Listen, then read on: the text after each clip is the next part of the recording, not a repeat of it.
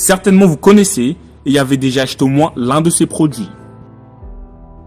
Quand vous entendez le mot Colgate, ça vous vient directement en tête, le fameux dentifrice. Mais derrière ce nom, il y a une histoire de fidélité et de partenariat avec Dieu. William Colgate est né en Angleterre en 1783. Pour fuir la pauvreté, sa famille embarqua dans un bateau en direction des États-Unis. Et là, ils se sont installés dans une ferme. Mais le travail était dur et même ainsi, ils n'arrivaient pas à récupérer financièrement. C'est là que le jeune William décida d'aller tenter de vivre à New York. Sa mère était chrétienne et en apprenant la nouvelle, elle ouvra la Bible et demanda ce que son fils puisse lire à haute voix, Malachie chapitre 3, verset 10.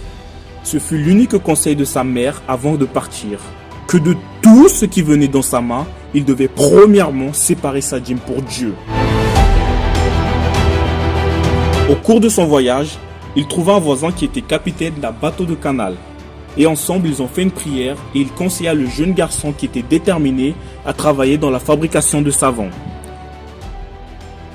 Soyez un homme bon et donnez votre cœur au Christ. Donnez à Dieu tout ce qui lui appartient. Faites un travail honnête et Dieu vous prospérera. Il prophétise encore. Quelqu'un sera bientôt le principal fabricant de savon à New York. Ces paroles restèrent dans la tête du jeune William Colgate qui poursuivit son voyage. Lorsqu'il est arrivé à New York, il a fait un vœu avec Dieu basé sur le vœu de Jacob qu'il avait lu dans sa Bible. Jacob fit un vœu en disant « Si Dieu est avec moi et me garde pendant ce voyage que je fais, s'il me donne du pain à manger et des habits pour me vêtir, et si je retourne en paix à la maison de mon Père, alors l'Éternel sera mon Dieu. Cette pierre que j'ai dressée pour monument sera la maison de Dieu, et je te donnerai la dîme de tout ce que tu me donneras. » En 1804, il trouva un emploi dans une chaudière à savon et a commencé à fréquenter une église dans son quartier, et dès qu'il reçut son premier salaire, il a remis la dîme. Colgate avait un esprit d'entrepreneur et a rapidement attiré l'attention de son patron qui a décidé de s'associer avec lui. Mais le véritable associé de William était Dieu qui le faisait grandir et prospérer de plus en plus. En 1813, il a racheté la part de son associé et a donné le nom de société Colgate. À chaque fois que Dieu le prospérait, il cherchait à l'honorer encore plus. De 10%, il passa à 20%, puis 30%, et ainsi de suite.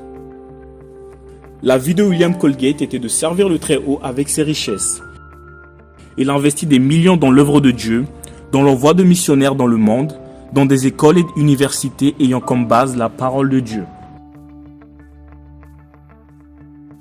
« 200 ans sont passés, mais jusqu'aujourd'hui, Dieu honore le pacte qu'il avait avec lui pendant qu'il était en vie.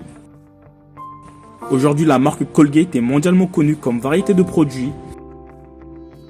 Et maintenant, à chaque fois que vous verrez cette marque, vous ne vous rappellerez pas seulement d'un dentifrice, mais d'un homme qui avait un pacte avec Dieu.